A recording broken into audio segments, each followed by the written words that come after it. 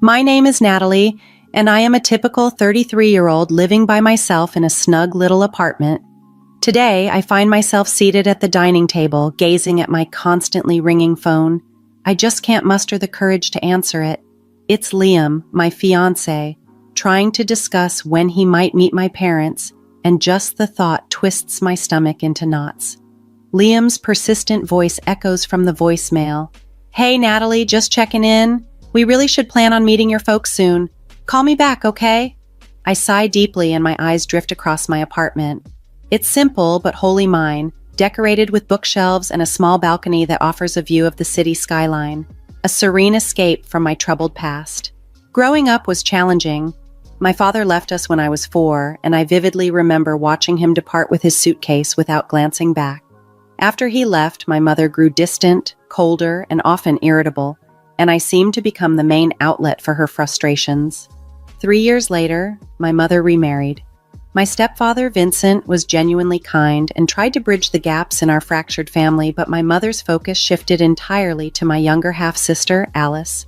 She was the golden child, showered with affection that was never extended to me. Snapped back to the present by another ring, I see it's Liam again. This time, I pick up. "Hey, Liam," I muster a cheerful tone. "Natalie, I've been trying to reach you. So when can we plan to meet your parents?" Liam asks, his voice bubbling with excitement, unaware of my reluctance. "I'm not sure, Liam. It's complicated," I respond, my fingers nervously playing with a pen. "What's complicated? It's just dinner, Natalie. I really want to meet the people who raised my incredible fiancé," he insists. I force a laugh. "You wouldn't say that if you knew my mom.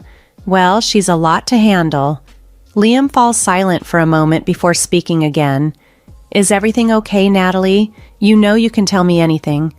Taking a deep breath, I open up a little. "It's just that my mom and I don't really have the best relationship. She's always been very critical of me. It's nothing like your family." Liam's voice softens. "I'm here for you, Natalie. We'll figure this out together. Maybe it's time to face this, you know?"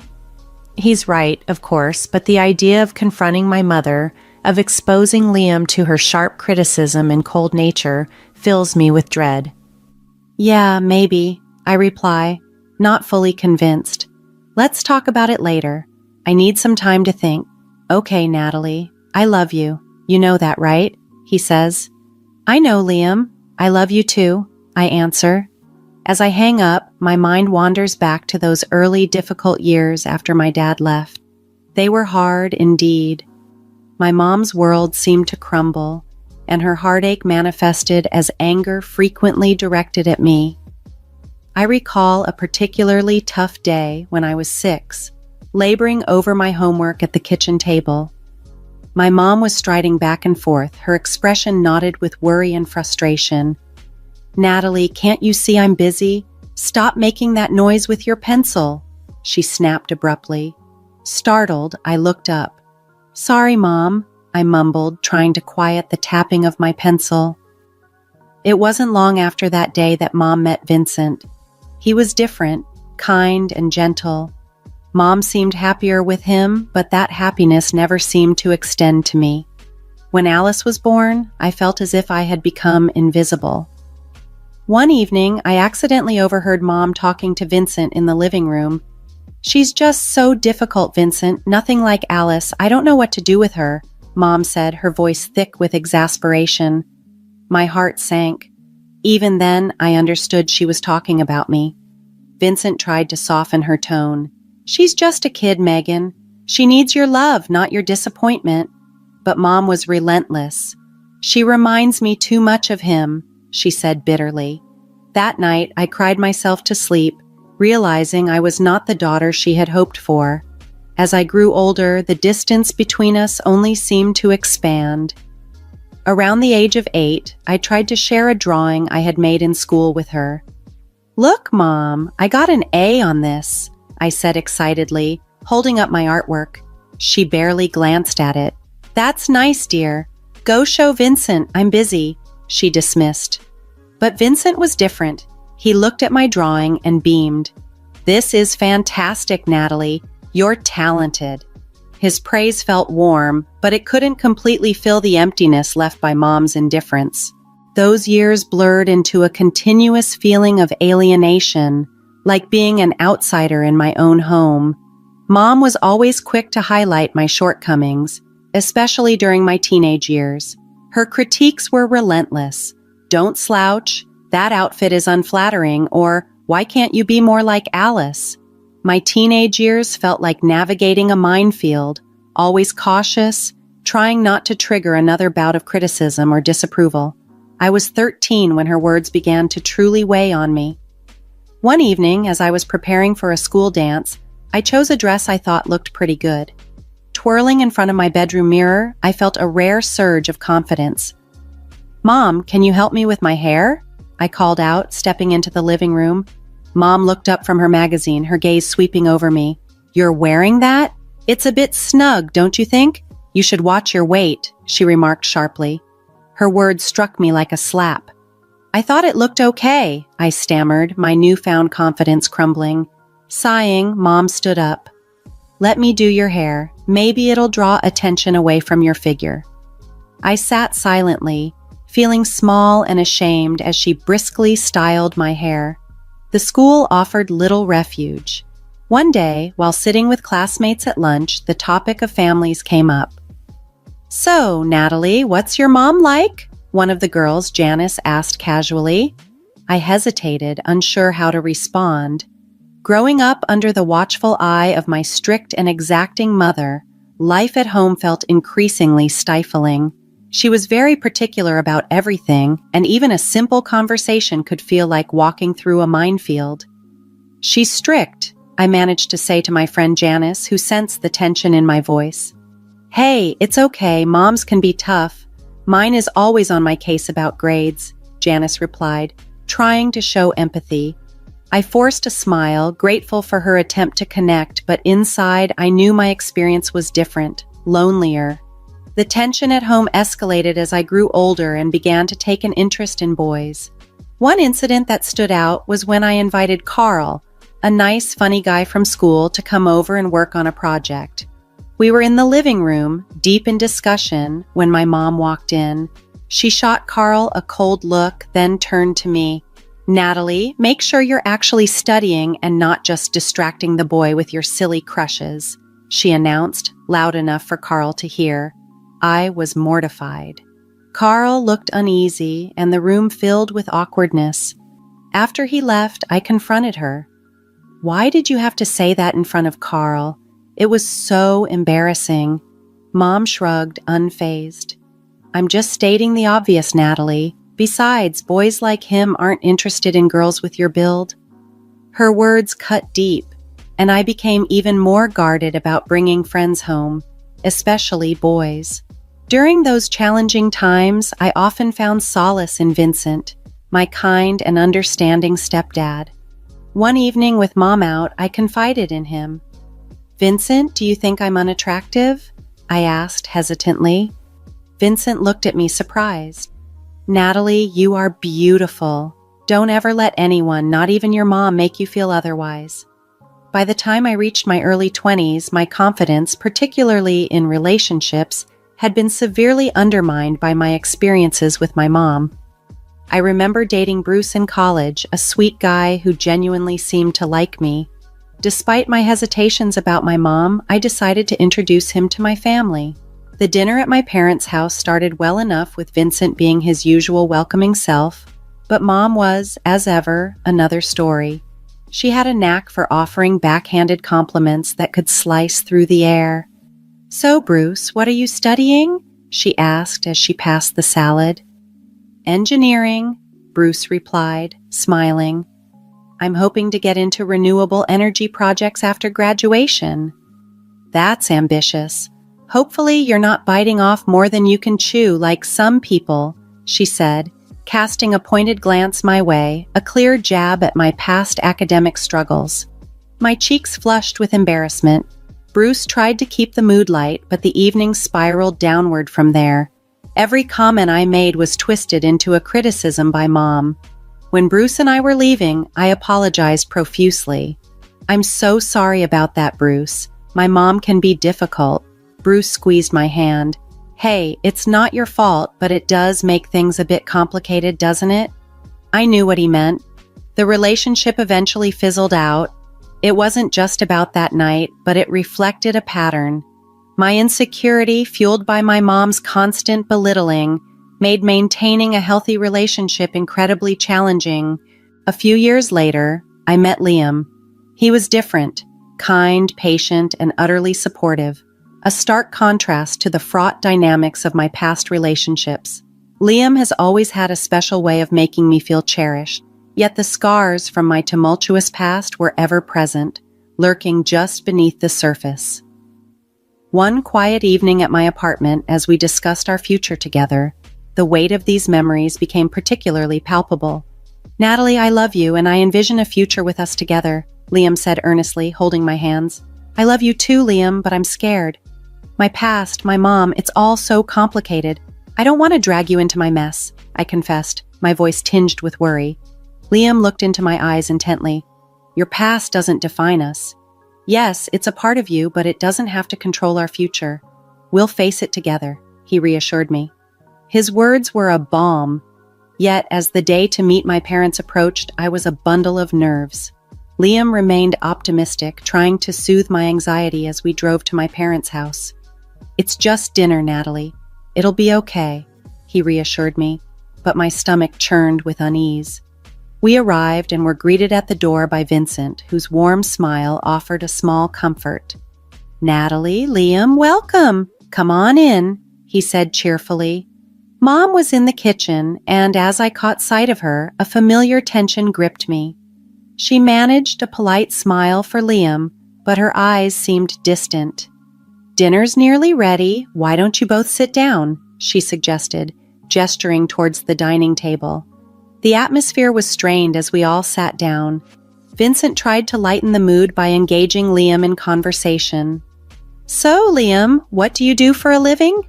Liam, unaware of the undercurrents, answered cheerfully, I own a company. We specialize in environmental consulting. I noticed a flicker of something in Mom's eyes at his response.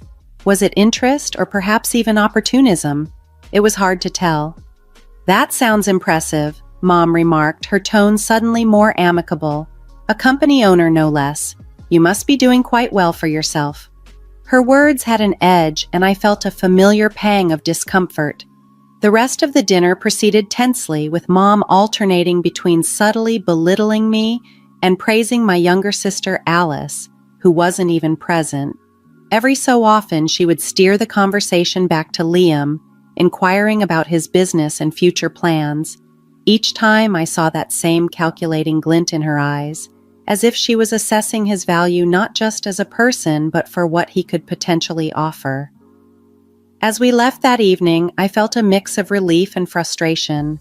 The ride home was quiet until Liam broke the silence. Your mom seems interested in my business. A bit too interested, maybe. I sighed, feeling drained. Yeah, she has a way of evaluating people. I'm sorry, Liam. This is just how it's always been. Liam squeezed my hand, his support unwavering. We're in this together, Natalie. Remember that, he reminded me. The next morning, still reeling from Mom's comments, we were surprised when Liam's phone rang. It was an unknown number. Watching his expression shift from curiosity to shock, I tensed. Hang on, what did you just say? Liam asked, his voice rising in disbelief. From the other end, a faint, muffled voice responded, adding yet another layer of mystery to our already complicated situation. Liam hung up the phone, his face a combination of confusion and anger. That was your mom, he told me, his eyes meeting mine with a stern intensity. She just proposed something outrageous. A chill ran down my spine as I braced myself for his next words. What are you talking about, Liam? I managed to ask, my voice barely above a whisper. He took a deep breath before revealing, she suggested that I should leave you and consider marrying Alice instead. It felt like a physical blow, the words hitting me hard and leaving me breathless. She said what? I exclaimed, my heart pounding in disbelief. Liam nodded grimly. She said you weren't right for me and that Alice would be a better fit. She was serious, Natalie. I was dumbstruck. The idea that my mother would suggest such a thing was unthinkable. We need to do something about this, Liam said, his jaw clenched. This isn't just about us anymore. It's about exposing her for who she really is. Fueled by a mix of anger and determination, I agreed. We could record her saying it, catch her in the act, I suggested. Liam agreed. Let's do it. Let's show everyone her true colors. The plan was set. Liam would call my mom back, feigning interest in her proposal, and we would record the conversation. That evening, we sat in my living room, the phone on speaker. Liam dialed my mom's number, and I pressed record on my phone. "Hello, Megan, it's Liam," he said, his voice calm but firm. "Liam, darling, I'm so glad you called back. Have you thought about what I suggested?" Mom's voice was unnervingly sweet. "Yes, I have. It's an interesting idea, but I need to know, why do you think Natalie isn't right for me?" Liam probed. There was a pause, then Mom replied, "Oh, Liam, you're such a catch. You deserve someone better, someone like Alice. Natalie has always been a bit of a disappointment." My heart ached hearing those words, but I stayed silent, letting the recording continue. "We should meet and discuss this further, maybe over coffee," Liam suggested. "That sounds wonderful. Let's do it. I'll arrange a time and place," Mom replied, her voice dripping with eagerness. After hanging up, I felt a whirlwind of emotions, hurt, anger, betrayal, but also a sense of purpose. We had a plan, and it was time to expose my mom's true nature. The next few days were a blur of planning and apprehension. Liam and I were determined to catch my mom in her own game. He arranged to meet her at a cafe downtown, and I decided to be there disguised so I could witness everything firsthand. On the day of their meeting, I wore a wig and oversized sunglasses, looking completely unrecognizable. I sat at a table with a clear view of them, my heart pounding with every beat. Liam arrived first, taking a seat near the window. A few minutes later, my mom showed up, scanning the room before spotting Liam and walking over with a confident smile. "Liam, so good to see you," she said, sitting down. "Thanks for meeting me, Megan," Liam replied. "So, about your proposal," Mom leaned in, her voice low. "I think it's for the best. Natalie is not suitable for you. Alice, on the other hand, is perfect. She's everything Natalie isn't." I felt a lump in my throat listening to her words. Liam glanced in my direction, giving a subtle nod to indicate the recorder was on. "But why are you so against Natalie?" Liam asked, skillfully playing his role. Mom sighed heavily, a confessional tone in her voice. "Between us, I never really wanted Natalie. After her father left, she just reminded me too much of all the bad times. Alice is my real daughter, the one I care about." Under the table, my hands trembled as I listened to my mom's chilling, heartless words. It felt like a knife was twisting in my gut. Liam shifted the topic, casually discussing mundane things to keep the conversation natural while the recorder captured every word. After about 20 minutes, they concluded their chat with Mom looking oddly satisfied with herself. As soon as Mom left, I removed my disguise and joined Liam, overwhelmed by emotion. "I can't believe she said those things," I said, my eyes brimming with tears. Liam took my hands in his face a mask of sympathy. "I'm so sorry, Natalie, but now we have the proof. What do you want to do with it?" Taking a deep breath, I felt a surge of sadness mixed with fierce determination. "We expose her, Liam. At the next family gathering, everyone needs to know the truth." Liam nodded, his expression resolute. "We'll do it together. It's time everyone saw the real Megan." We left the cafe with a plan firmly in place, a plan to unveil my mother's true nature to everyone, especially to Vincent, who had been in the dark for far too long.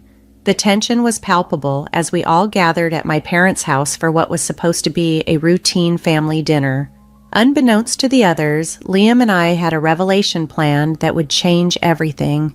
As we sat down to eat, my mom, with a triumphant look in her eyes, couldn't hold back. "Natalie, I have some news. Liam has seen the light. He's left you and is now interested in your sister Alice," she announced, barely concealing her glee.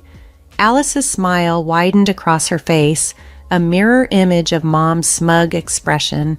Vincent, sitting beside them, looked utterly shocked, his fork frozen halfway to his mouth. "What are you talking about, Megan?" Vincent asked, his voice filled with disbelief. Before Mom could elaborate, Liam caught my eye and winked subtly. It was our cue. I reached into my purse, pulled out my phone, and pressed play.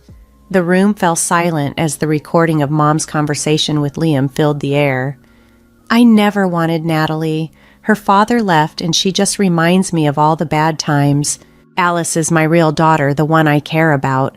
The words echoed through the room, every syllable crisp and clear. As the recording played, Mom's face drained of color, her eyes widening in utter shock. Vincent stared at her, his expression etched with disbelief. "What is this, Natalie?"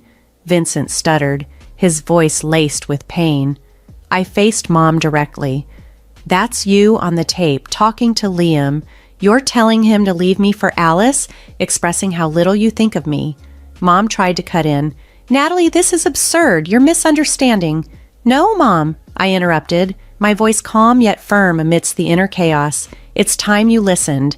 I married Vincent out of sheer desperation.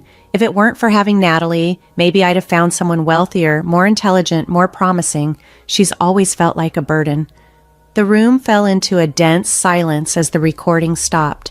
Vincent turned to Mom, his face a blend of anger and heartache. "Megan, is this true? Did you really say these things?" he asked, his voice shaking. Mom, usually so composed, was speechless, her facade crumbling. Vincent stood, pushing his chair back abruptly. "I can't believe this. After all these years, I had no idea," he said, looking at me with sorrowful eyes. "I'm so sorry, Natalie." Mom found her voice, though it was frail and defensive. "Vincent, I didn't mean it. It was just talk." But Vincent was resolute. "No, Megan, this is unforgivable. I need to think." He left the room swiftly, leaving a profound silence in his wake. Mom broke down, and her composure shattered. Alice sat motionless, her eyes flicking between Mom and the door Vincent had exited through. Liam took my hand, giving it a reassuring squeeze. "You did the right thing, Natalie." I nodded, a mix of relief and sadness washing over me. It's over. It's finally over. In the days after everything came to light, Vincent filed for divorce. I made the tough decision to stop talking to Mom and Alice. It hurt, but it felt like the only way to heal. Liam and I tied the knot in a quiet, cozy wedding. Vincent was there too, his tears both sad and supportive. He was all the family I felt I needed then. As I stood beside Liam, a new sense of freedom washed over me, clearing away the dark clouds of my past. I'd found true love with Liam, but importantly, I'd also learned to love myself. For the first time ever, I felt a deep, real happiness and a profound sense of peace.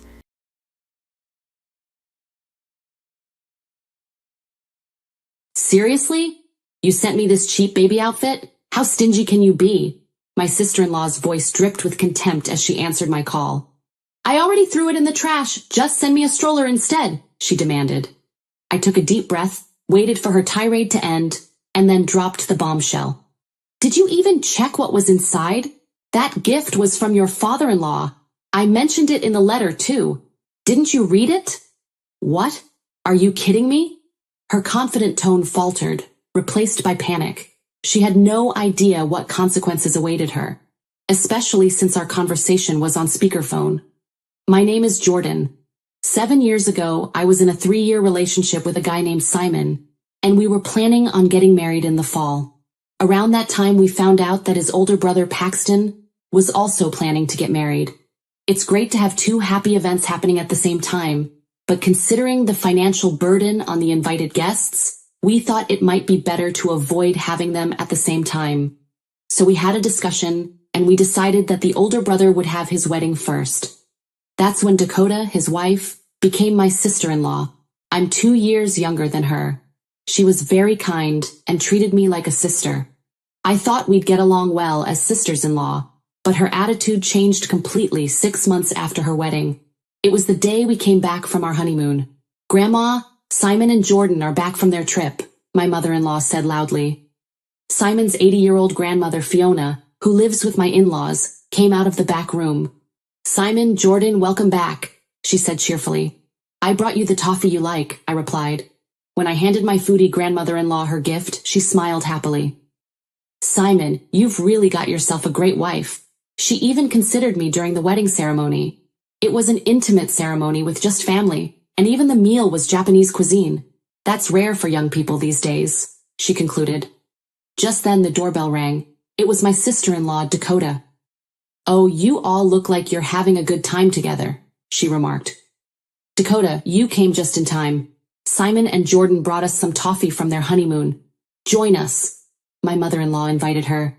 "I'll pass this time," she replied. "I just came to drop off the invitations for your birthday party, Mother. Well, I have some things to do, so I'm gonna take off." Then she walked out the front door. I followed her. "Here's a souvenir, it's not much," I said, handing her a paper bag with sweets. She peeked inside and laughed. "It looks like something you could buy at any train station, huh?" I'm sorry," I stammered. "And Jordan, from now on, could you stop calling me by my first name?" "You're married now, so you should understand, right?" Dakota added. "Yes," I replied, confused. Today's my sister-in-law, who used to call me by my first name or a nickname, now addressed me more formally, and her words and tones seemed harsh. What could have happened? I wondered if I had done something to upset her, but I couldn't think of anything. Maybe she was just in a bad mood. I was left with an uneasy feeling at the restaurant my sister-in-law had booked for my mother-in-law's birthday celebration. My in-laws and Dakota were waiting. I was about to ask why my grandmother-in-law wasn't there, but my sister-in-law said, "Now that everyone's here, father-in-law, could you please say a few words for the toast?" We finished the main course of the meal, and just as we were about to have dessert, Dakota spoke up again and said, "Mother, this is a birthday present from Paxton and me." When my mother-in-law opened the box Dakota handed her, it revealed a high-end bag. "Oh my, can I really accept such an expensive gift?" my mother-in-law asked. "We chose it because we thought it would be perfect for a fashionable mother like you," my sister-in-law replied. She had also given my father-in-law a watch for his birthday 3 months earlier. Seeing my mother-in-law happy, Dakota looked at me with satisfaction. "Jordan, you have something too, right?" she prompted. "Yes, I'm not sure how to follow that," I said as my mother-in-law unwrapped the package I handed her. "Oh, how lovely! Did you make this, Jordan?" my mother-in-law asked. "Yes, I enjoy sewing," I explained. I had given her a handmade apron. I remembered my mother-in-law saying before, "I wonder if there were more fashionable aprons out there," so I made one to suit her taste. "Thank you. This is exactly what I wanted, and it's even more special that you made it for me," she said, delighted. Dakota, who had been nodding along to the conversation, smiled. "Jordan, you're really skillful with your hands. I'm jealous. Can you teach me sometime?" she asked. I had been worried about how my gift would go over, so I was relieved to hear their words and went to the restroom. While washing my hands, I felt someone's gaze on me and looked up to see my sister-in-law glaring at me through the mirror. I had a shocked expression on my face. "What's so surprising?" she sneered. "I'm sorry, I didn't notice," I muttered. "Hey, Jordan, what's with that birthday present? Did you really think she would be happy with something like that? A handmade apron? It's so outdated, like something from a grade school economics class." She laughed, crossing her arms. "I feel like I'll catch your bad taste if I'm around you." With that, she pinched her nose and made a gesture to fan away the smell before leaving the restroom. From that point on, Dakota acted completely different when we were alone compared to when we were with family. My husband just told me not to worry about it and wouldn't take the issue seriously. Still, I continued to visit my in-laws' house to see my grandmother-in-law, who looked forward to my visits, and lately, I hadn't had any run-ins with my sister-in-law. Then one day, I received a message from her after a long time. "I have something to tell you," she wrote. When I went to my in-laws' house one day, Dakota, who had come alone, was happily chatting with them. "Dakota is pregnant. It's a boy," my mother-in-law said joyfully. My in-laws already knew about her pregnancy, but they had called us over so she could tell us.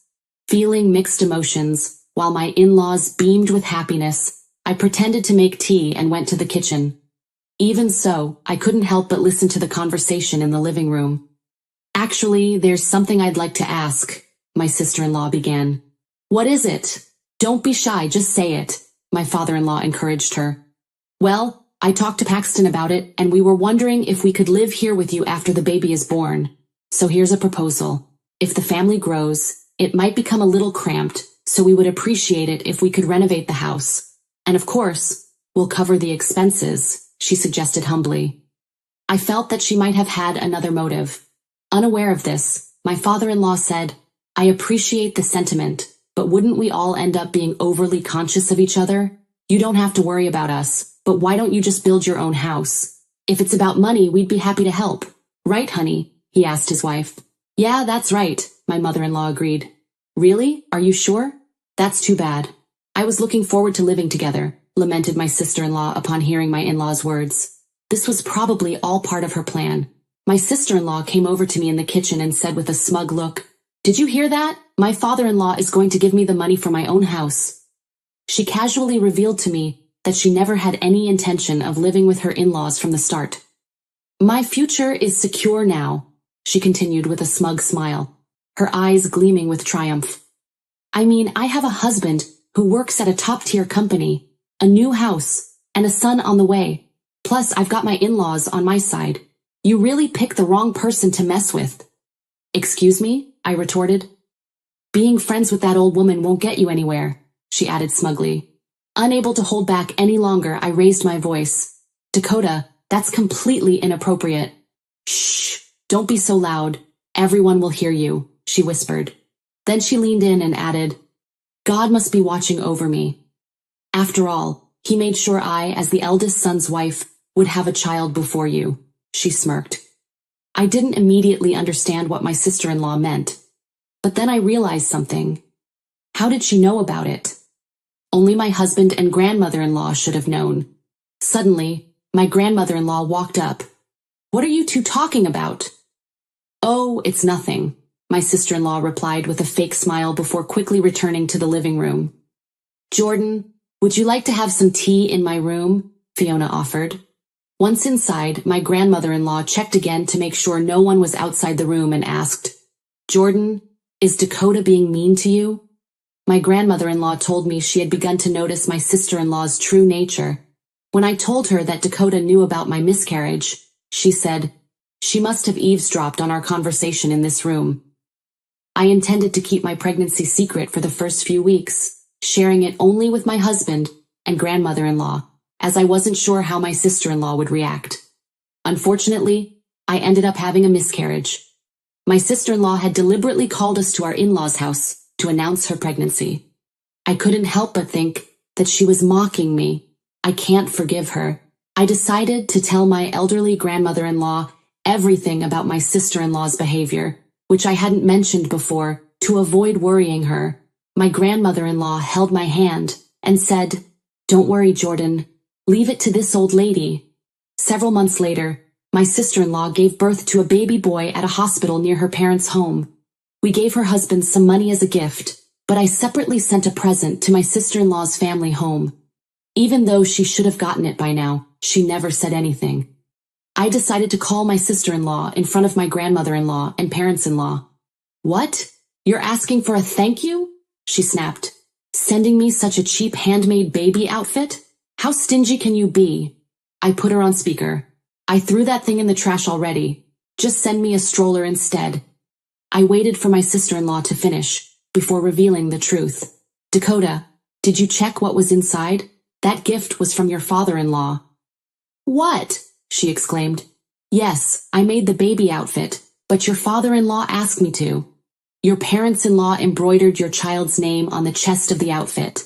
I also mentioned that in the letter I included. Didn't you read it?" I asked. What? Are you kidding?" My sister-in-law's confident tone gradually faded. "Jordan, hold on a minute." I could hear voices in the background. "Mom, where did you put that bag I threw in the trash?" Dakota asked urgently. "What bag?" "What was in it?" her mother replied. "Ugh, just look next time," snapped my sister-in-law indignantly. My sister-in-law and her mother's conversation was clearly audible, even though she probably thought she was covering the phone. "I'm sorry, Jordan. There was a little misunderstanding," Dakota said, her tone changing to a more humble one. "It seems my mom accidentally threw it away, mistaking it for trash. If our in-laws find out about this, they'll be upset." My sister-in-law made endless excuses and ultimately asked me, "Please, just make the same baby outfit again. Jordan, I'm sorry for being so harsh before. I didn't mean anything by it, so please just help me out this time." Dakota, who had said many hurtful things to me, was now trying to butter me up. "All right, I'll do it just this once. Considering your parents-in-law's feelings," I agreed before hanging up. "Now you see, that's her true nature," my grandmother-in-law, who had been listening nearby, said to my parents-in-law. Actually, before giving birth, my sister-in-law had bailed on my grandmother-in-law's birthday party, claiming she was sick. My grandmother-in-law had told my parents-in-law about Dakota's true colors. "I can't believe Dakota would do such a thing," my father-in-law muttered. My parents-in-law, who had been skeptical, were now convinced after hearing the phone conversation.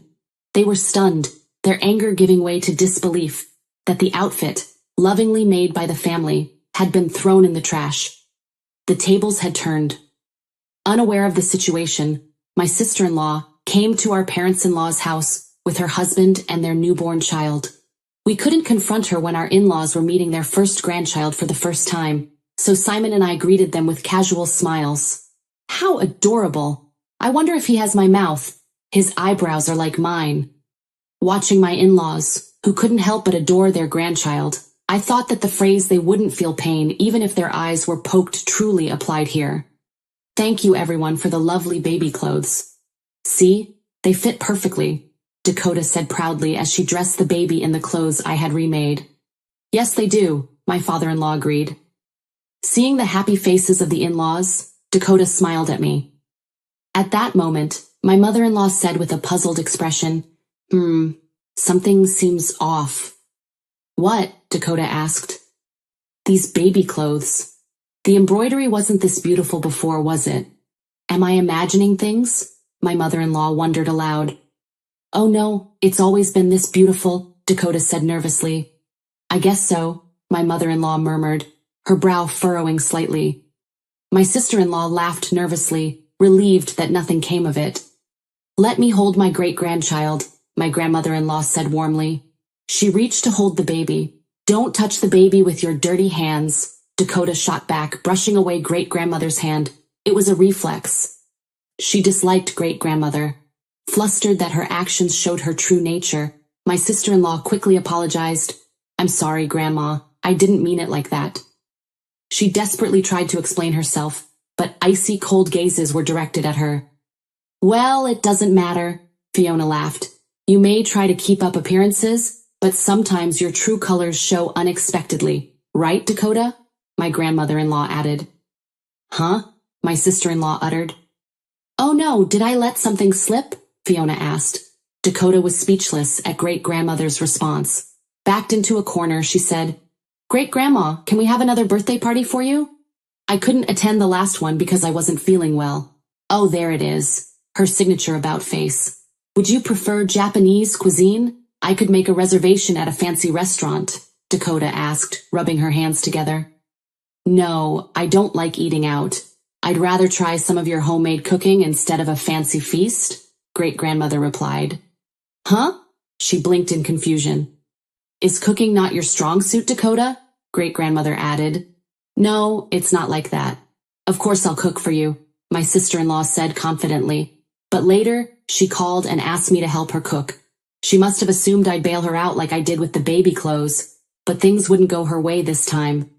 "I'm sorry, Dakota, but no. Great-grandma has had my cooking and would know right away. Why didn't you just be honest if you can't cook, huh?" I said. Maybe she didn't expect me to say that. "Fine," she muttered, and hung up the phone. Later, at great-grandmother's birthday party, there were fancy boxes of food lined up on the table. "Did you make all this, Dakota?" Fiona asked, with an innocent expression. "Yes, I did." "I'm not sure if you'll like it, though," my sister-in-law replied. Knowing Dakota, she probably ordered high-end dishes from somewhere, and just changed out the plates because she refused to admit that she can't cook. Relieved that she managed to avoid complete embarrassment, she showed a gift to her grandmother-in-law saying, "Grandma, this is just a small token, but I hope you like it and wear it." Great-grandmother looked at it and said, "Oh, this looks like expensive clothing, but it's too fancy for me to wear. I feel bad, but can you return it to the store you bought it from?" "Oh, you don't like it? I can get something else." Dakota hesitated. Grandmother-in-law then said, "Dakota, would you like to live with us here? That would be the best present. It would mean I could enjoy your delicious cooking every day." Live together? I thought we agreed that we didn't have to do that, right, father-in-law?" Dakota was visibly shaken by the unexpected request. "It's just a thought," Fiona continued. "Besides, Dakota, weren't you planning to live with us? Is there a problem?" After about 10 seconds of silence, Dakota opened her mouth. "I'm sorry. The truth is I can't cook at all, but I didn't want to tell you, so I ordered food." "Well, if that's the case, you should have just told us the truth," great-grandmother said. "Yes, I'm sorry," my sister-in-law replied. Dakota apologized for the cooking issue and clearly wanted to slide past the topic of living together, but great-grandmother wasn't finished yet. "Don't worry, I was just joking about us living together." "What?" Dakota asked, shocked. "It was just a joke?" My sister-in-law's face looked relieved, but grandmother-in-law's attack was unexpected. "Don't get too comfortable just yet.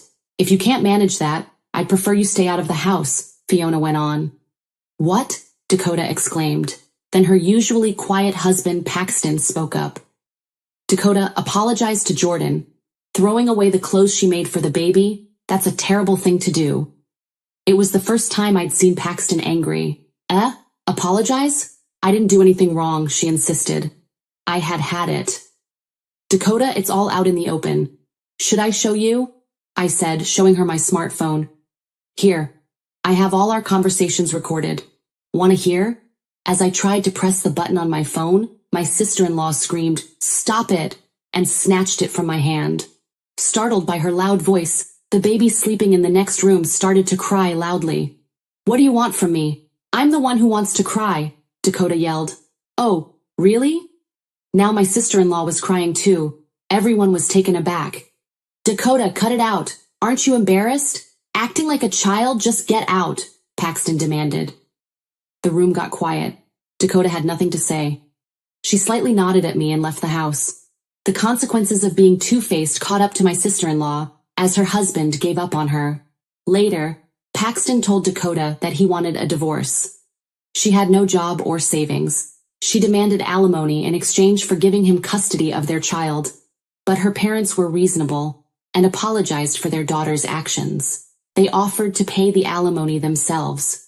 Dakota, who moved back in with her parents, sent Paxton messages complaining about living with her stubborn sister-in-law and how unbearable it was.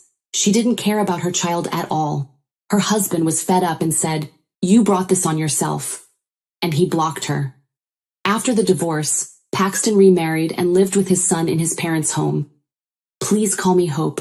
You don't have to call me sister-in-law," Hope said. Hope, who was a year older, was very kind and cheerful, and the baby quickly warmed up to her. Thanks to the in-laws, the family of 3 now lives in an apartment near their house. My husband and I, blessed with 2 daughters, moved into the in-laws' house when Paxton and his family moved out. My in-laws love watching their grandchildren grow up. My grandmother-in-law will celebrate her 86th birthday this year. Today, she sits on the porch, watching her great-grandchildren play in the sandbox. "Nana, here's some toffee," the girls say, offering her balls of mud. She laughs and says, "Thank you, it's delicious."